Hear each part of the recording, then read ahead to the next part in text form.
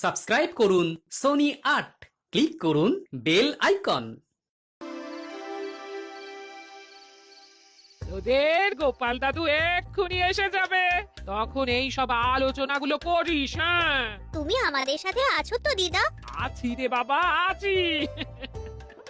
ওই দেখ, নাম করতে করতে তোদের গোপাল দাদু হাজির। নাও, এদের এখন সামলাও, আমি তোমার জন্য জল আনছি।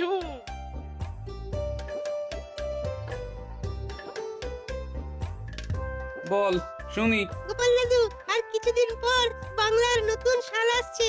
তা তো আসছে, তা আমাকে কি করতে হবে? আমরা সেদিন সবাই মিলে চড়ুই ভাতি করব। মহারাজকে একটু বলো না গো গোপাল দাদু। কি গো, শুনলে নাতি নাতনিরা কি বলছে?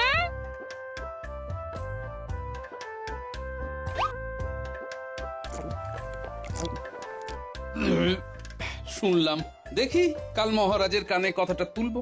ব্যাস, তোদের দাদু যখন বলেছে তখন ধরে রাখ, নতুন বছরের দিন তোদের চড়ুই ভাতি হচ্ছে।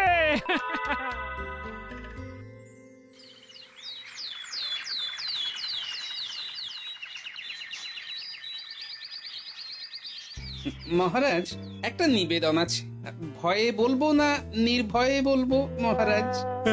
এ আবার কেমন ধারা কথা তোমার গোপাল? আরে নির্ভয়ে বলো। বলছিলাম যে ওই আর কিছুদিন পরেই চৈত্র শেষ হচ্ছে, বৈশাখ আসছে, মানে আর একটা নতুন বছর। বাংলা নতুন বছর। মহারাজ, আমরা ইংরেজ সাহেবদের সঙ্গে ইংরেজি নতুন বছর পালন করি খুব ধুমধাম করে। আমরা তো বাঙালি, তাই আমি বুঝতে পেরেছি তোমার মনের কথা।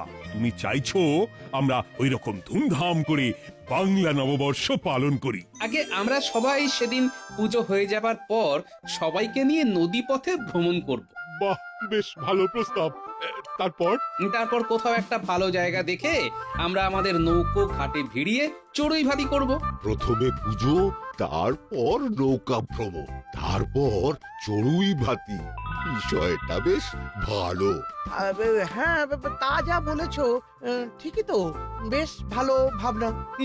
দেখলে মন্ত্রী, এটাকে বলে একটা সুষ্ঠু পরিকল্পনা। তা গোপাল, তুমি যখন এতখানি ভেবে নিয়েছো, তাহলে সব দায়িত্বটা তুমিই নাও। যথাজ্ঞা মহারাজ। যা খরচ খরচা হবে সেটা তুমি খাজাঞ্চির থেকে নিয়ে নিও। যা, চড়ুই ভাতি নিয়ে কিছু অর্থ কামানো যেত, সেটাও বেহাত হলো। তাহলে শুরু করে দাও আয়োজন।